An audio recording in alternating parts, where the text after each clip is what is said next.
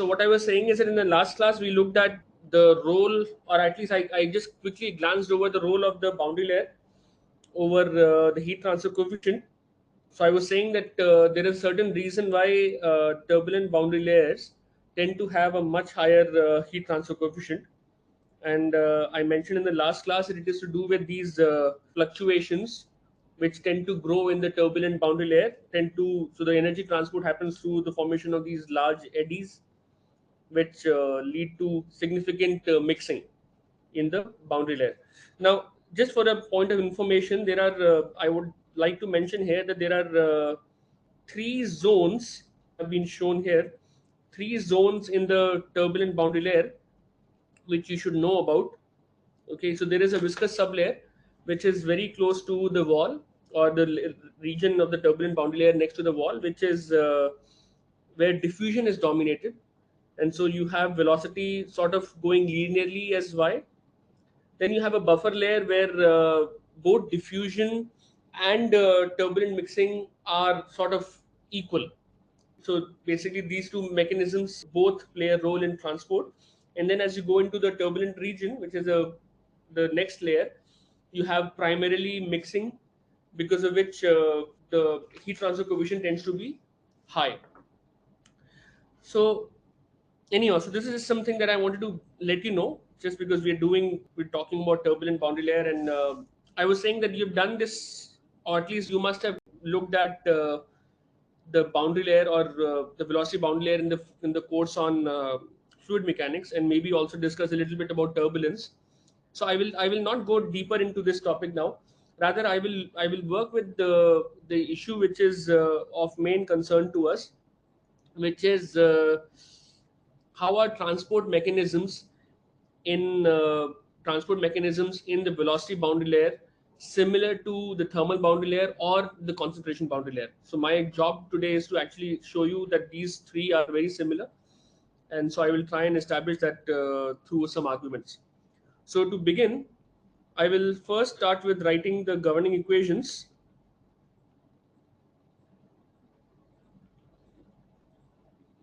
of our problem, and we can take any general geometry. So let me take a sort of like a curvilinear geometry where I fit the coordinate system in a very special way. So I will define x to be along this curvilinear body, and y would always be normal to that body. So it's some sort of a body fitted coordinate system. What we will be working with is that, let's say, with the flow coming in towards this body far upstream has some velocity, or rather some velocity v, or velocity v, yeah. The temperature is T infinity, and let's say the concentration of some species A is Ca infinity. We will work with the 2D flows only, 2D and steady state flows.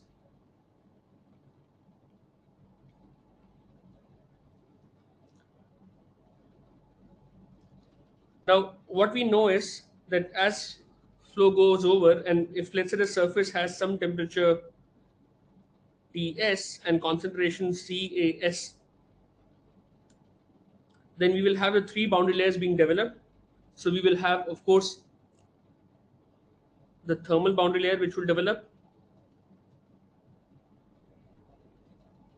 So I'm going to define this as delta T. We will have the concentration boundary layer that will also develop, and I'm not drawing them any specific way, that there is no meaning to be attached to the fact that I've drawn the concentration boundary layer to be thicker than the thermal boundary layer. There is no reason attached to it as of now. We are just taking a very general case, and let's say you'll also have the velocity boundary layer.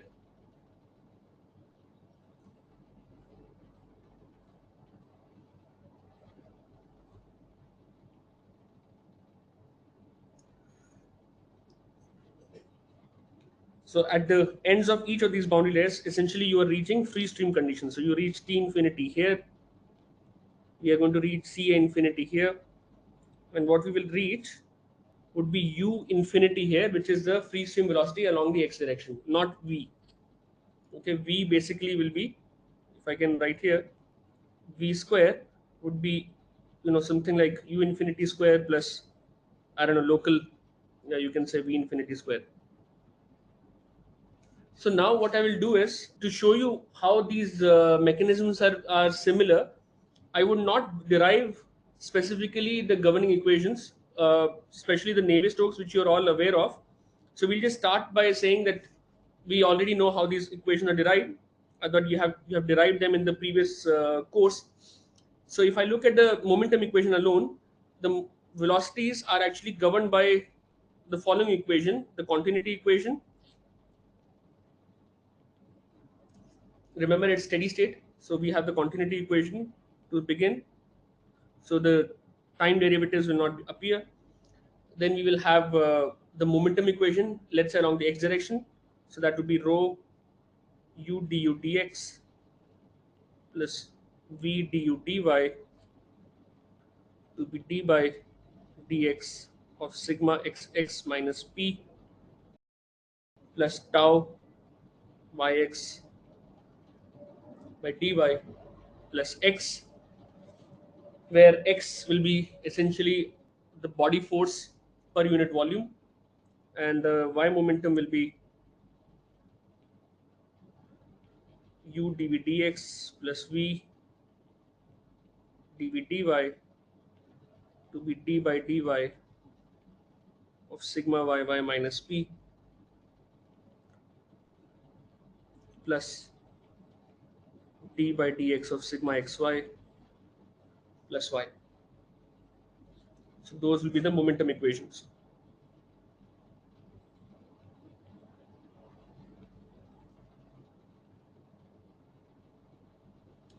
Now, frequently in fluid mechanics, we work with the Newtonian fluids. So for Newtonian fluids, we know that the stresses are proportional to the velocity gradients or the strains. So in that case, if I can go ahead with the Newtonian fluid assumption, we can write sigma xx to be 2 mu du dx minus mu times, rather 2 by 3 mu times du dx plus dv dy, and sigma yy would be 2 mu dv dy minus 2 by 3 mu du dx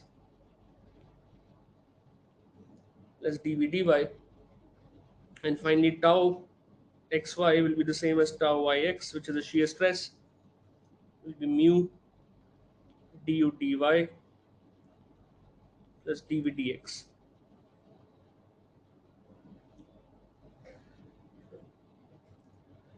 So we'll set up the momentum equation in a short while using these ideas. Okay, so we'll look at 2D. As I said, we will work with 2D flows, and that is the reason you don't see a W in the velocity.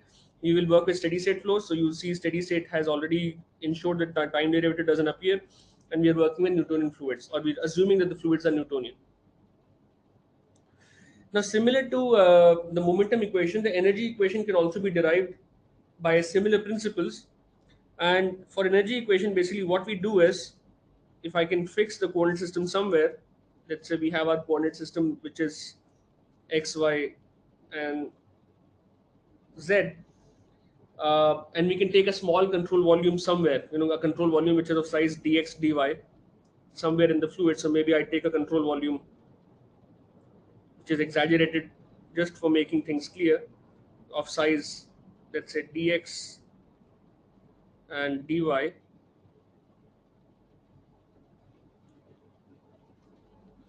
Then there are certain things that this control volume would see. Okay, so it would see energy coming in. So I'm going to write E dot as energy coming in. So energy coming in the form of conduction or through conduction. Energy coming in conduction from the, let's say, the bottom surface, So I'm saying E conduction Y. Energy will be going out because of conduction. Let's say Y plus dy, and we'll have, sorry, X plus dx, not Y plus dy.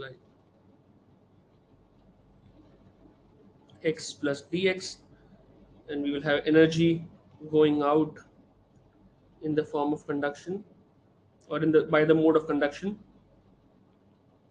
at Y plus dy. But since now we are dealing with a fluid which is in motion, we can also have energy transport by bulk motion, which is what we call as advection. So we can have energy coming in because of advection along x, that will go out along x. We will have energy coming in because of advection y, and then energy going out in the form of advection. We can also have internally heat generation. So I'm just going to write E dot G in the general case, in the control volume. And then of course there would also be work, because we remember we took these body forces in the problem, and you can have body forces and surface forces in any, on any fluid element. So we can say that some amount of work comes in W dot because of body forces and surface forces. So work done by body and surface forces.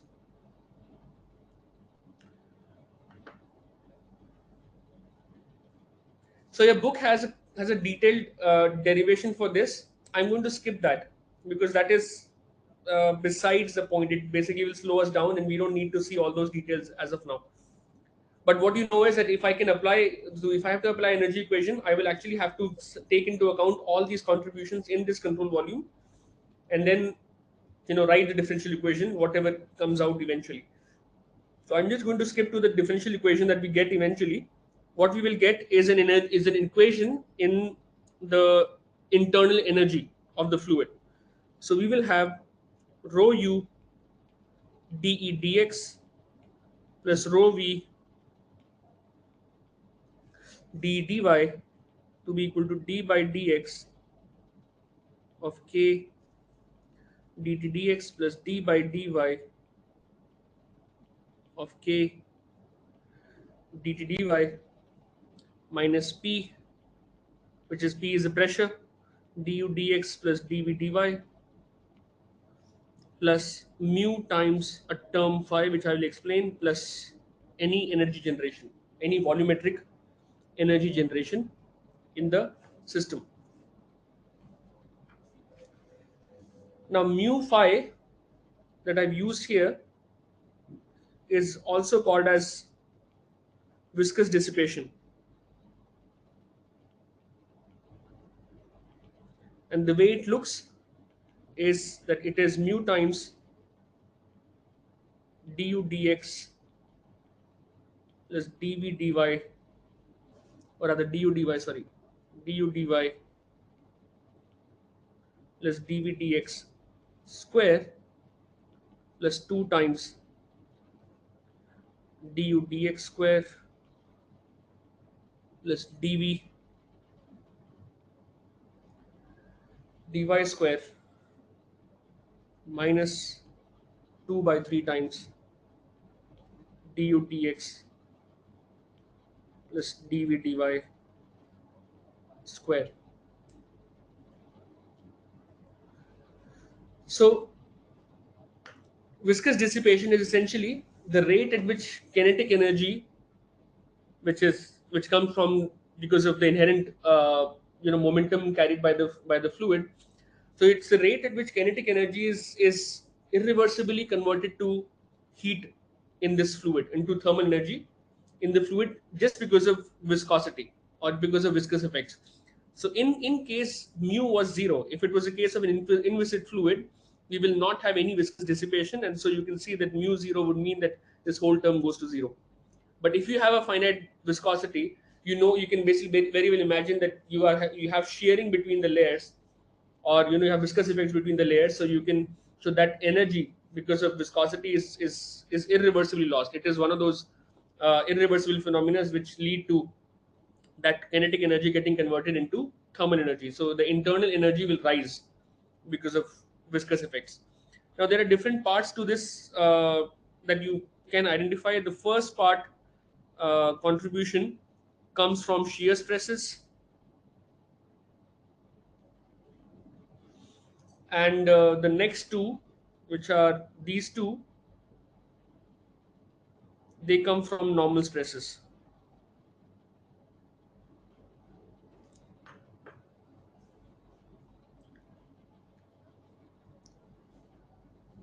Okay, so the viscous dissipation is something that would also be there in the energy equation in this case. When we were dealing with the diffusion, remember diffusion would mean that you don't have any motion, bulk motion.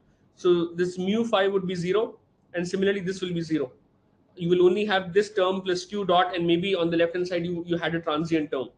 So now we have slightly modified equation when we have bulk motion in the fluid. Now, I'm not very interested again in the general form of this equation. I would rather look at the scenario which is most favorable to us. And so frequently we work with the incompressible fluids, or fluids which have very poor compressibility. So for incompressible fluids,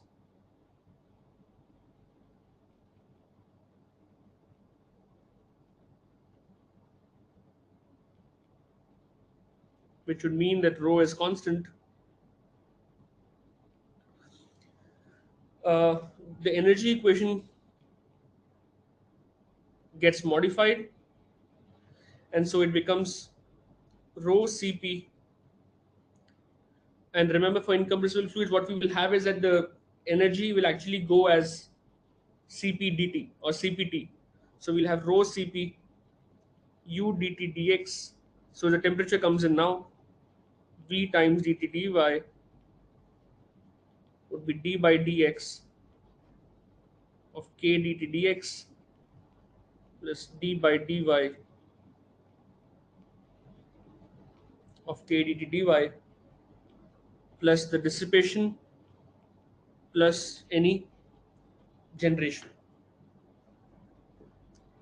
So we will work with this form of the energy equation most often now from this point on.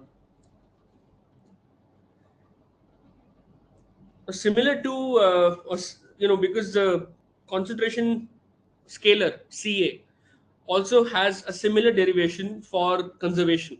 So we what we did here was actually apply energy conservation, but we can also do species conservation in pretty much the same way as I've done for, as I've at least I've sort of given you a hint of how it is done in terms of different contribute to different items that contribute to the overall conservation. So I'm not doing that, but for species conservation, we'll get a similar equation.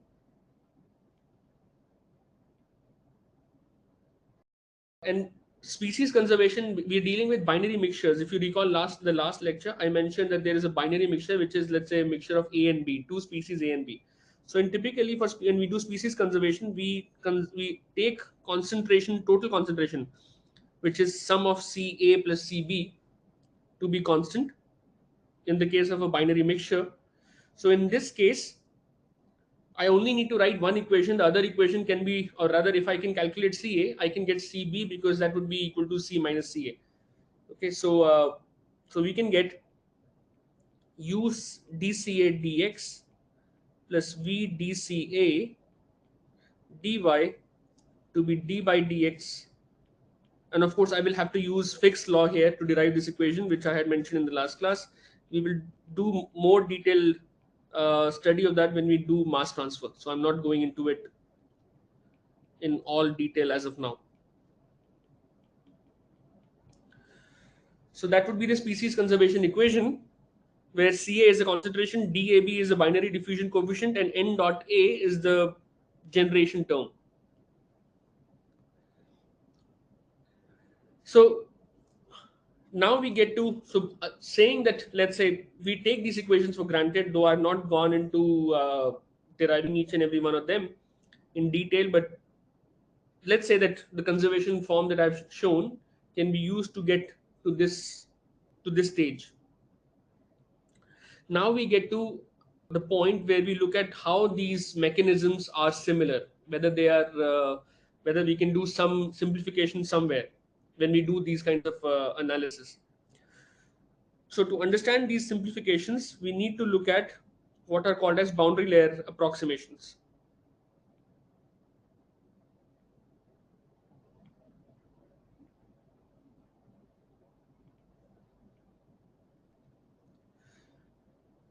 And you might have done this uh, the way I'm going to show, but I will jump a lot of steps. I will not go into detail, but if you need, I can clarify. I can show how this is done maybe separately. But I'm, if you remember a little bit of fluid mechanics that was taught to you by Professor Sanghi in the last semester, I think it was the last semester, if I'm right, or maybe 2 semesters back. I think you should be able to see what I'm doing now, or it should, this should ring a bell. So we will look at these approximations under the following assumptions. We will say that the density is constant. We will also assume that the fluid properties are also constant. So thermal conductivity, viscosity, specific heat are all constants. The body forces are not there. So X and Y are zero. And there is no heat generation and there is no mass generation. So all those generation terms are also zero. And then we look at what happens in a boundary layer. Now, in a boundary layer, and I'll just give you, even though I don't have this in my notes and I didn't intend to do this, but I'll just give you a hint of how to go about doing what I'm going to do now. If you look at the continuity equation, which is du dx plus dv dy is 0, this equation is valid. Now, this is actually the equation, continuity equation for incompressible fluids, because rho is gone now. Okay, if you look at this equation is valid at every point in the flow. It is valid in the boundary layer. It is also valid outside the boundary layer. So if I just look at this equation across the boundary layer, so I know that, and this is what is called as an order of magnitude analysis. Order of magnitude analysis. Okay, so order of magnitude analysis, which is a very powerful tool to make the assumption that I'm going to make eventually. So we know that du dx is sort of like the gradient of velocity. We know that u has a scale of u infinity, or it goes as u infinity. That is a order of u. X goes as maybe the distance x itself. So that is a scale of du dx, and du dy or dv dy will be some, let's say, velocity scale which I don't know yet, by y. Y goes as delta because that is the thickness of the boundary layer. That is a characteristic dimension in the y direction. So clearly for the two to be 0, du dx plus du dv dy to be 0, their orders should be similar, right? So these two terms should have a similar order, which would mean that v should scale as, I can say, delta by x times u infinity. Now, what it means is that since delta is much smaller as compared to x, so it means that velocity, or the v component of, or the y component of velocity, would always be much smaller as compared to the x component. Okay, so we will use this kind of approximation to simplify a lot of the equations, which I'm not doing. I'm leaving that to you to prove to yourself, because you've done this in fluid mechanics. I'm sure I did it in fluid mechanics. I'm assuming you would have also done it in fluid mechanics. But what I will now do is, I will assume that in a boundary layer, u is much, much greater than v. Okay, the gradients along y, especially du dy, because u goes as u infinity, y goes as delta. So this, there will be like a large number by a small number, so that gradient will be the highest. So du dy will be much, much more than du dx or dv dy or even d, which gradient less, dv dx.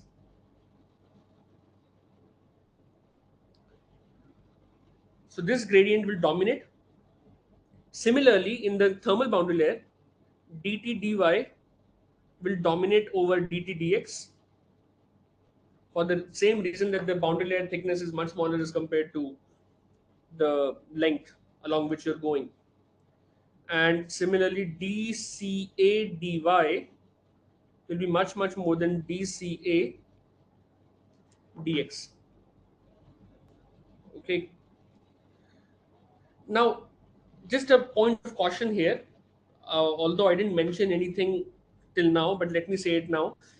The fluid that we are dealing with, I said it has all three characteristics. It has a velocity boundary layer, it has a thermal boundary layer, it also has a concentration boundary layer. Now, for the concentration boundary layer, we are saying that the fluid that is coming in basically is a binary mixture of A and B, but for all practical purposes, we will assume that Ca is much less than Cb. Okay, even though Ca is what we are concerned about, Ca is much less than Cb, which would mean that the properties of the fluid, now this fluid, it could be, let's say, a mixture of air and water vapor. Okay, let's just take an example. A is water vapor, B is air. Okay, so the properties of this fluid will be governed by the properties of fluid, or of the species B. In this case, let's say the example that I've taken is air, so it will be governed by the properties of air, not by properties of water vapor. So all properties such as uh, thermal conductivity, uh, dynamic viscosity, specific heat should be picked out as properties of the species B, not of A. Okay, that is an assumption or a simplification that we will make, because otherwise the equations are not in a form that can be solved. Okay, we will hit into an iterative calculation which is not very pleasant to solve in these cases. Anyway, so these are the assumptions that we will make. Okay, these are the boundary layer assumptions that we make to move ahead. And when we make these assumptions, the final form of the governing equation that we will get would be du dx plus dv dy is 0. That is a continuity equation. Let me say it's equation A.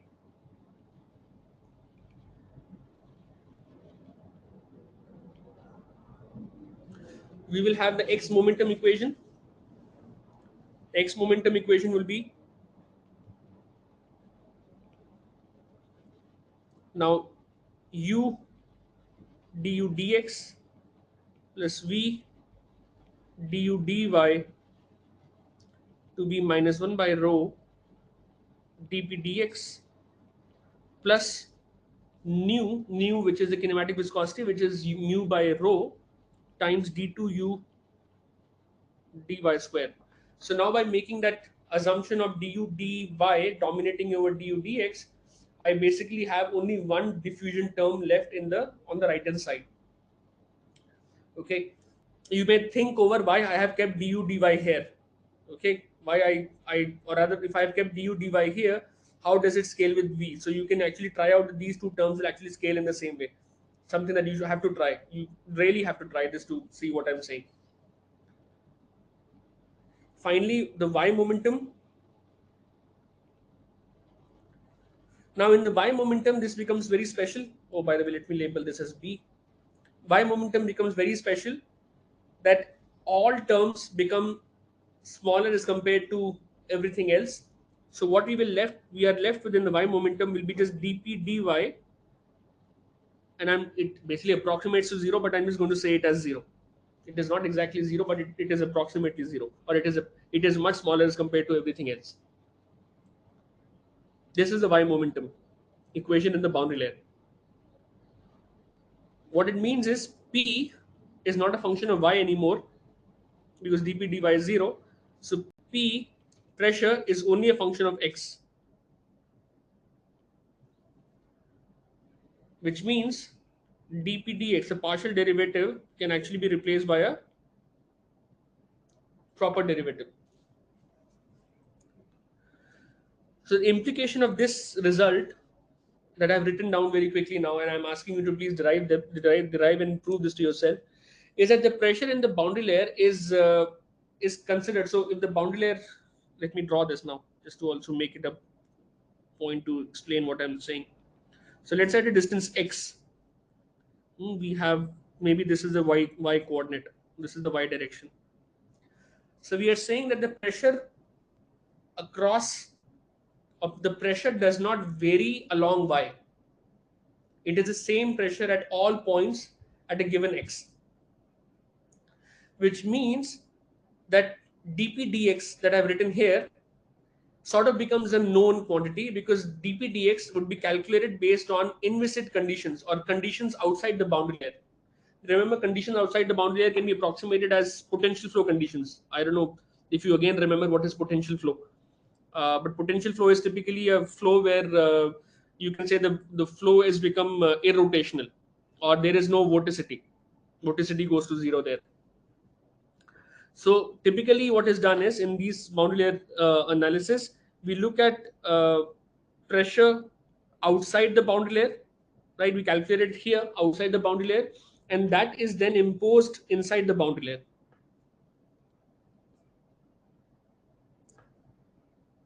So pressure becomes known from outside, and outside typically people use simpler tools to solve this. One possibility is to use the Bernoulli equation, but there are better tools and more efficient ways of doing it.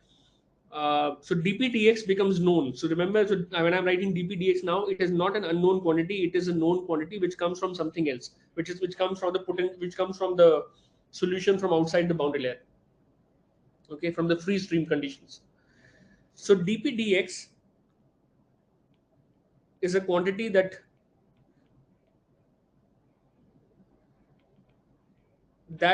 is fixed, or is a known quantity that is known for a given geometry. If the geometry is known of the uh, object over which you have this flow going over, then you can get dpdx from outside the boundary layer and then impose that inside the boundary layer, and it depends only on the geometry. Now we look at the energy equation. The energy equation also gets slightly modified. We will have u dt dx plus v dt dy to be alpha, which is the thermal diffusivity, times d2t dy square. Remember, see again that I have removed the d2t uh, d2t d x square term, plus the viscous dissipation term becomes slightly modified now, and I'll show you why. So it becomes nu by cp du dy square. So what happens is, if you check the viscous dissipation, there are terms which will actually go to zero because of continuity. And when you take the derivatives, or say that certain derivatives dominate, then you get only left with only one specific derivative, which is du dy. And there's a square there, so it becomes du dy square. Uh, Now there's another key aspect here, and which is what we typically deal with in convection flows, which is that this term nu by cp du dy square is only dominant when you have supersonic flows, and so this can be neglected for subsonic flows.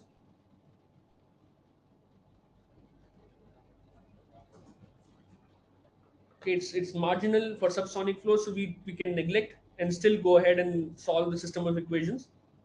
So we will, for now on, we will not worry about this term, because most of the forced convection or fixed or even free convection analysis that we will do will be limited to flows which are at you know relatively slow velocity or low velocities as compared to the speed of sound in that medium. The last one would be the species conservation equation, which very similar to the energy equation becomes u dca dx plus v dca dy to be dab d2 ca dy square, and that's it. We had already removed the generation term in the earlier um, assumptions. Now, this is the system of equations that we will have to work with in boundary layer analysis. Okay, so we have a number of unknowns which have to be solved, but there is a key advantage now that if I look at equations C and D, and because I assume the properties are constants, okay, I assume that thermal conductivity, specific heat, viscosity, all these are constants. They don't depend on temperature. So since I made that assumption, you can see now that if I can solve equations A and B and obtain solution for U and V from equation A and B, then those solutions can be just put in into C and D to obtain temperature and concentration. That these equations A, B, C, D are not coupled actually.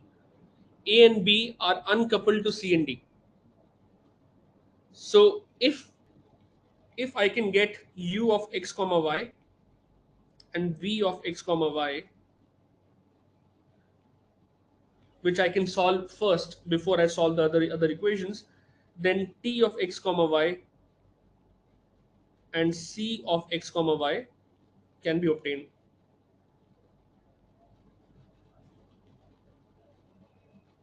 Right? Can be obtained without any coupling, or can be derived without any coupling. Now there's a second aspect which is even more important than saying about coupling. If you look at equations B, C, and D that I've labeled here, yeah, B, C, and D. Let me try and fit them in the frame. Yeah. If you look at this equation, and third equation, so you should be able to see that these three equations are very similar because they have the advection terms on the left hand side and a diffusion term on the right hand side. So they're similar. In fact, if dp dx was zero, if you look at equation B, if dp dx was zero, and I've already removed viscous dissipation, then the three equations are almost identical. So the variables change, but the three equations become almost identical, right? Because they have the same form. So having three equations having the same form now brings us to this similarity. That are the processes, are diffusion of momentum, diffusion of energy, and diffusion of a species. How are they similar? In a convective flow problem. So what we will do now is to go further into this similarity. We will try and understand the similarity even better, and the way to understand the similarity is to pursue this or to work out the non-dimensional form of these governing equations. So far the equations are in their own full glory, in their dimensional form with the units as they are. But now what we will do is we will work them out in non-dimensional form and then see if things start becoming even more similar. Now to develop the non-dimensional form of these equations, I will use some transformations that we have also looked at in the past. Uh, the space variable will be non-dimensionalized by some characteristic length scale, let's say L. So we have x star being x by L, sorry, y star being y by L. The velocity will be non-dimensionalized with the free stream velocity, so u by v, and v star would again be v by v, where note that I said v square is u square plus v square, which is outside the boundary layer. So anyway, so v square is sort of known. So that is some scale that we have. T star, the temperature scale, would be T minus Ts by T infinity minus Ts. Some books actually develop this in terms of theta. It's up to you. They don't write T star, they write theta. I'm just writing T star. and I can write Ca star to be Ca minus Cas by Ca infinity minus Cas. And I'm going to neglect viscous dissipation. So let me say this very clearly. I will be neglecting viscous dissipation.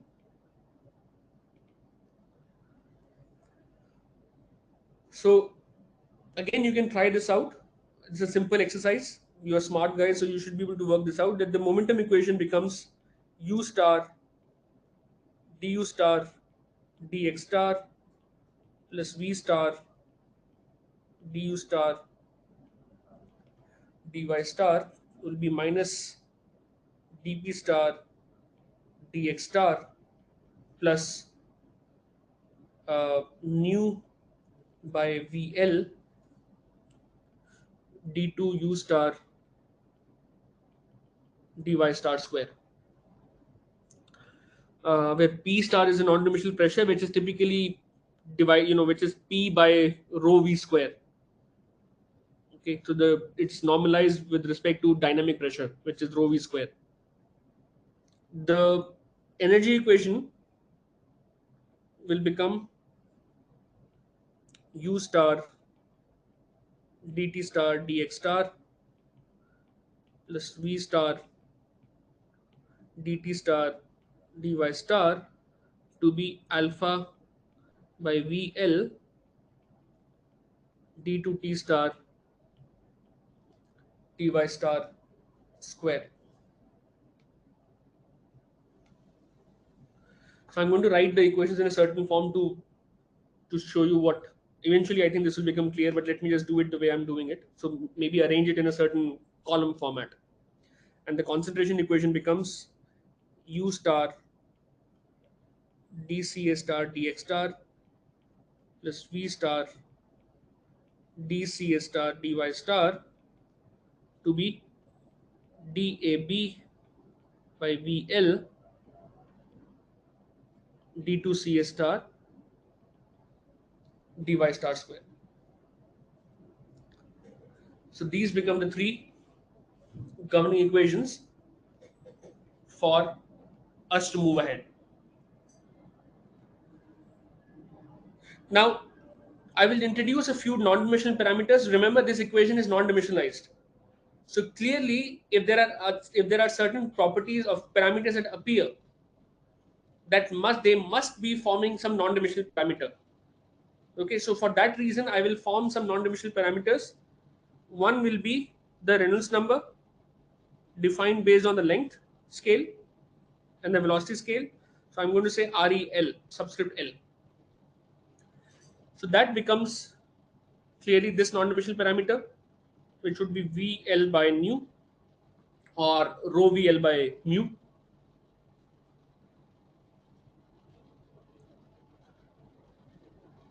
Okay. Now the second non-dimensional parameter will be this item that appears here. But chemical engineers actually call this the inverse of this number as Speckley number, but I will not go there. I will not define it as Speckley number, but mechanical engineers define a new number based on this property. So what we do is we define what is called as the Prandtl number in honor of the great Prandtl who actually derived these boundary layer approximations for the first time around 1908.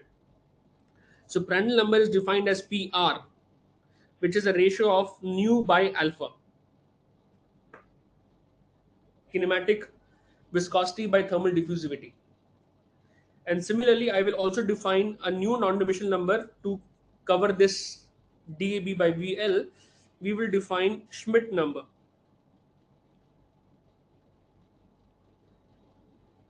which is SC, which would be nu by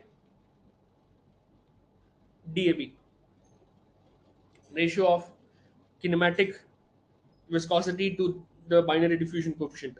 Now, remember that nu and alpha have the same units, which is meter square per second. Similarly, nu and DAB also have the same units, which is meter square per second. So these are actually non-dimensional numbers. So if we do this, you can now see that, of course, we will have an REL that appears here. If you can see my laser pointer, so an 1 by REL will appear here, but this will actually become, if you want to be a little more cheeky about this, you can say this is VL by nu into alpha by nu. So you will have a 1 by REL into 1 by PR, and similarly you have a 1 by REL into 1 by SC, or 1 by Schmidt number here. So the governing equations will now become U star du star dx star plus V star du star dy star to be minus dp star dx star plus 1 by REL into d2 u star dy star square. Then we'll have u star dt star dx star plus v star dt star dy star. This will be 1 by REL into Prandtl d2 t star dy star square and u star dca star dx star plus v star dca star dy star will be 1 by REL into Schmidt number, so REL into SC into dt, sorry, dt d2ca star dy star square.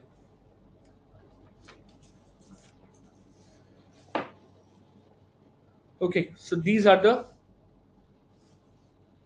final non-dimensionalized governing equations governing transport of momentum, transport of energy, and transport of species in the problem.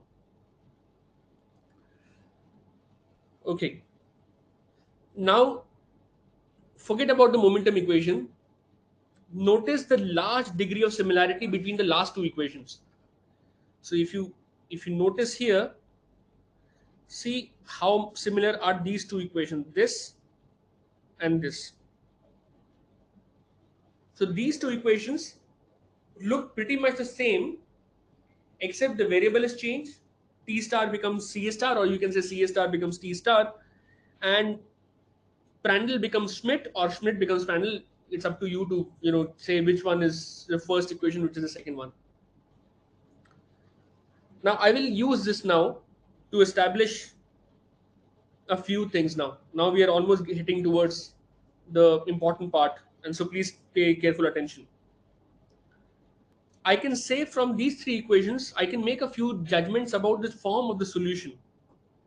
So for instance, I can say that u star will be some function, let's say f1, of the coordinate, so x star, y star. It will depend on the coordinate definitely. It will depend on REL because that appears in the governing equation, and it would also depend on dp star dx star, the non-dimensionalized pressure gradient. But I know that dp star dx star is geometry dependent, and it is not an unknown. It is going to come from conditions outside the boundary layer. So that's a good thing. That is one of those things that if we have, we can calculate what u star would be. So it's some function f1. What it means is, if I need to calculate the skin friction coefficient on the surface, the skin friction coefficient is given as the ratio of the shear stress on the surface versus half, let's say, rho v square, the half of the dynamic pressure. Then tau s will be mu du dy at y0 versus half rho v square, and I can non-dimensionalize u and y in this gradient, so I can write this as mu into v by l du star dy star at y star equal to 0 divided by half rho v square. That's just non-dimensionalizing du dy, writing it in terms of the notional variables. And now I can see some things start to appear here. So if v goes 1, v goes here. So we have rho v l by mu. So this will be 2 by r e l, 2 by Reynolds number, times du d star at y star equal to 0.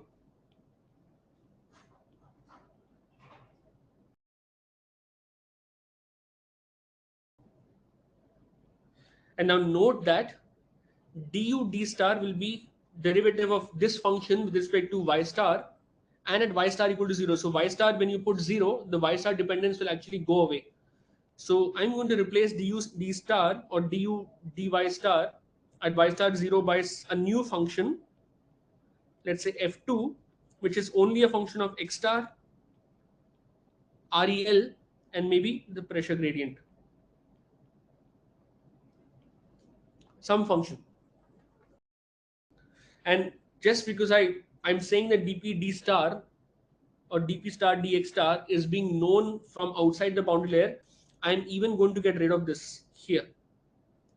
I'm going to say this is this for a prescribed or a given geometry.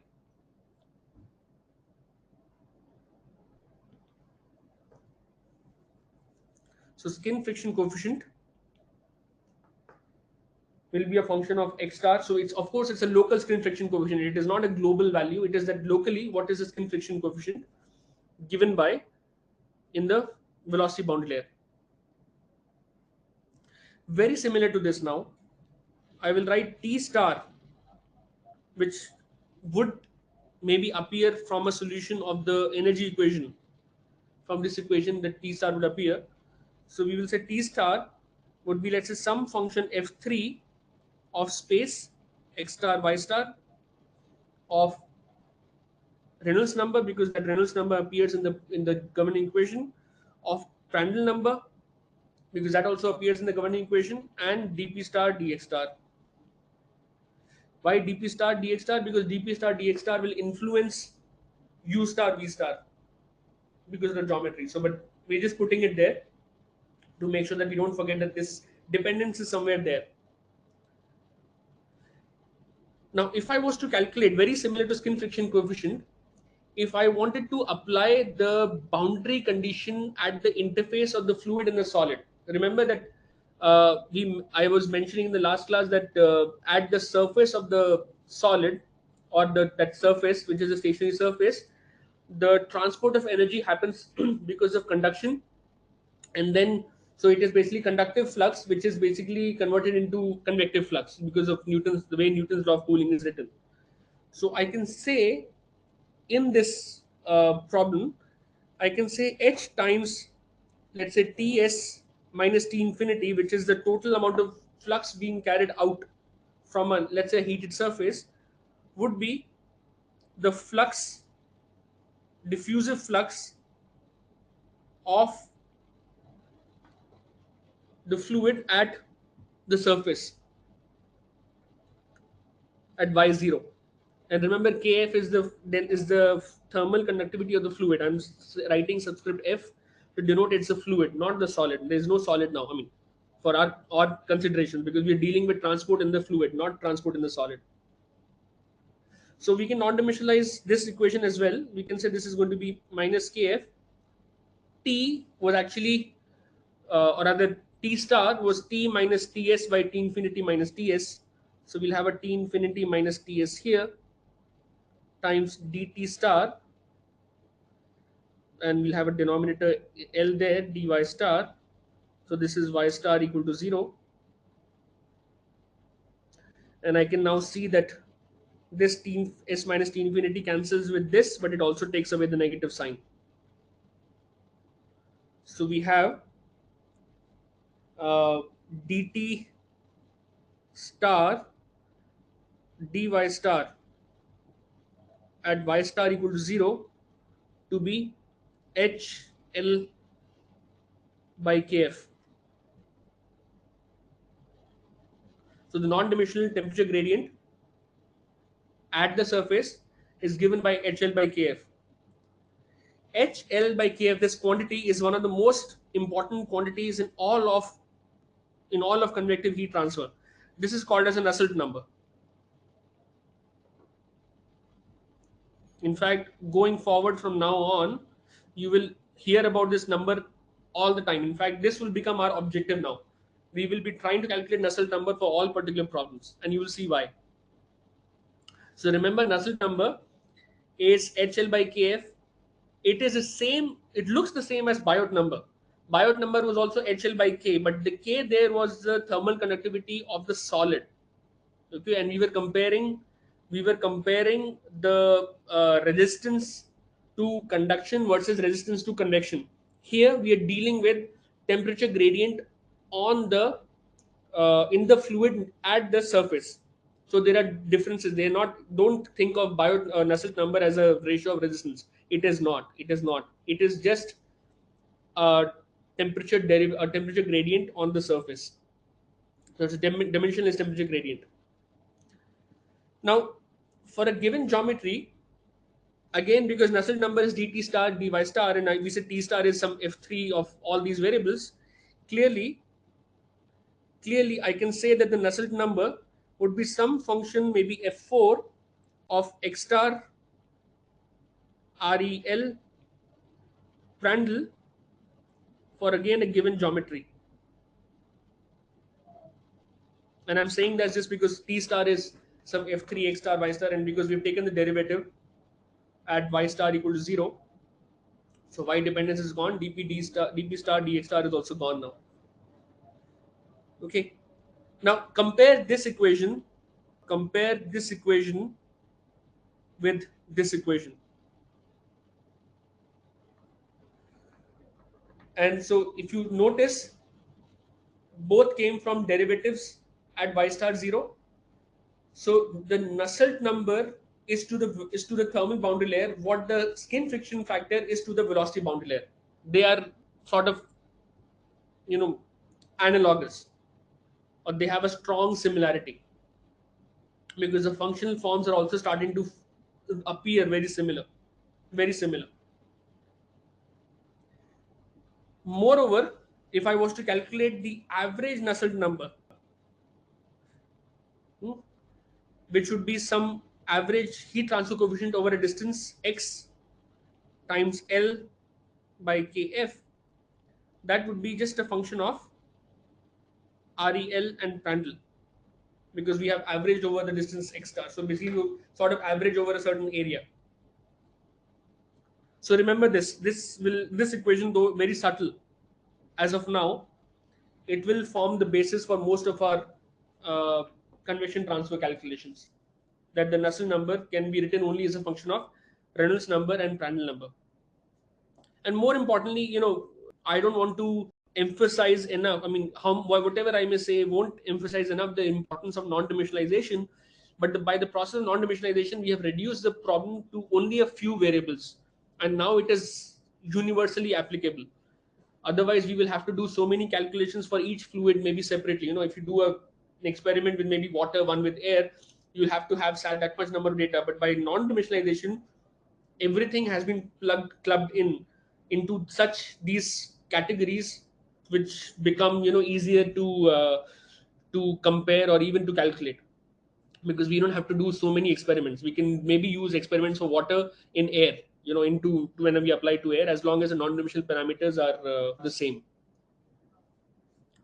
Now similarly, I can say that Ca star would be some function. How many functions have I defined now? I have gone to 3, 4, 5. Okay, f6 of, let's say, x star, y star, Reynolds number, Schmidt number, and dp star, dx star. And analogous to the Nusselt number, we define a similar number which is called as Sherwood number. And so today's class is all about these non-dimensional numbers, which is written by SH. So Sherwood number would just be the mass transfer coefficient into length scale by the diffusion coefficient, DAB. And this also comes out to be very similar to what we did in the case of the thermal boundary layer. This comes out to be the non-dimensional concentration gradient at the surface. So Sherwood number would be some function f7, which is a function of x star, REL, and Schmidt. And the average Sherwood number would be maybe some function f8, REL, and Schmidt. So very similar to what we did with the thermal boundary layer. So I'm not repeating that. I'm just saying that they are now, everything is very similar. I mean, because the equations are similar. In fact, one of the things that I forgot to mention, I should have mentioned, I'm really, really sorry for this. I got so engrossed with the idea of governing equations. I didn't tell you that the boundary conditions are also similar, or in fact, they are the same. You can please go and verify that the way the non-dimensional parameters were chosen,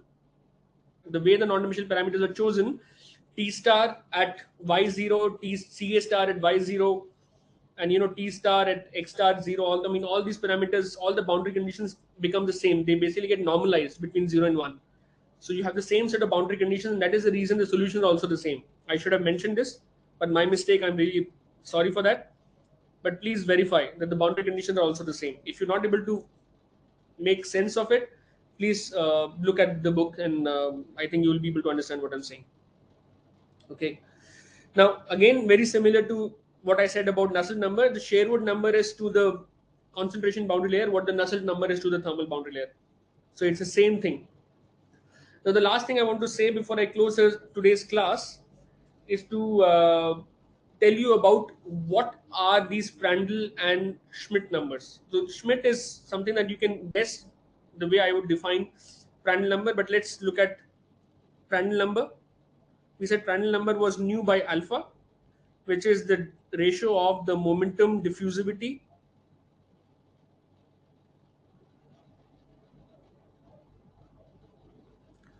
to the thermal diffusivity.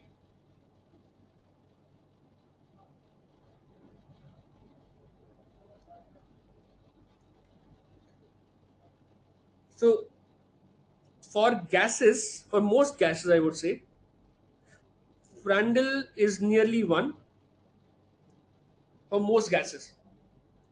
For liquid metals,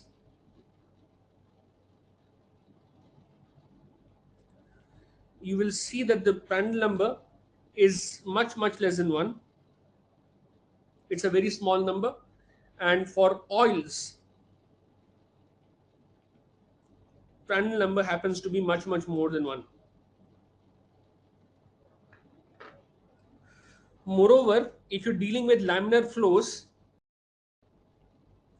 and we will see this in the next lecture maybe, for laminar flows and laminar boundary layers, the ratio of the velocity boundary layer to the thermal boundary layer, delta by delta t, sort of scales as Prandtl to the power 1 by third. What it means is, and here is the best part. So if you had, let's say, if I look at flow over a flat surface, let's say flow over a flat plate, maybe let me take out two cases. One is a case where Prandtl number is as in 1, the other is Prandtl number is more than 1.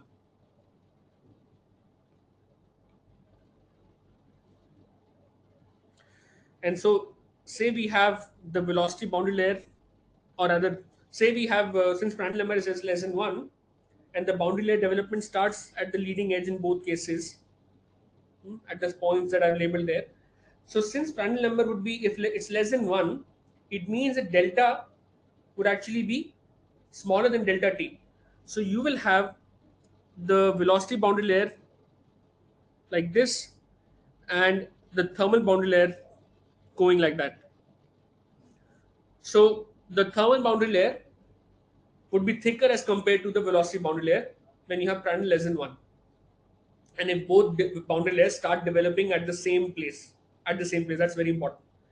If Prandtl was more than 1, you will have the exact opposite. You will have the thermal boundary layer being enveloped by the velocity boundary layer. Now, why does this happen?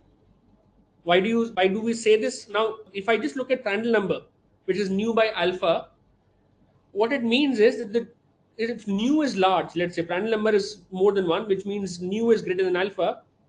Now, nu basically sort of says, or rather, the boundary layer thickness delta, it sort of goes as square root nu t, where t is the time, you can say, or it could be even written in terms of the distance. So I can also write this as square root nu x by u infinity.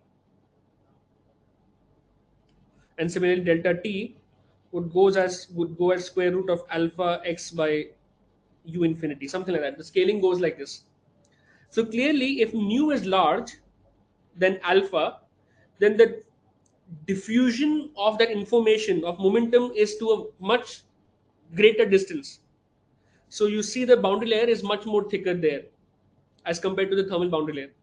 But if nu was smaller, then the diffusion of momentum will happen to a smaller distance as compared to the diffusion of thermal energy. So delta T becomes more and delta remains less.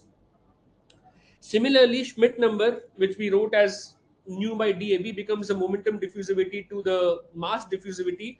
That would also show a similar characteristic, which I'm not showing here, okay, which I'm leaving for now. And in fact, somebody might say that we had both numbers, Prandtl and Schmidt number, in terms of nu. So there is another non-dimensional parameter which is called as a Lewis number, which we denote as Le. And Lewis number is the show of thermal diffusivity to the mass diffusivity. And write this as, since alpha and dAB appear in Schmidt and Prandtl, so this could be written as Schmidt by Prandtl as well. So we get a new number, but in terms of the numbers that we have already defined. Okay. So anyway, so I'll stop it here. Thank you.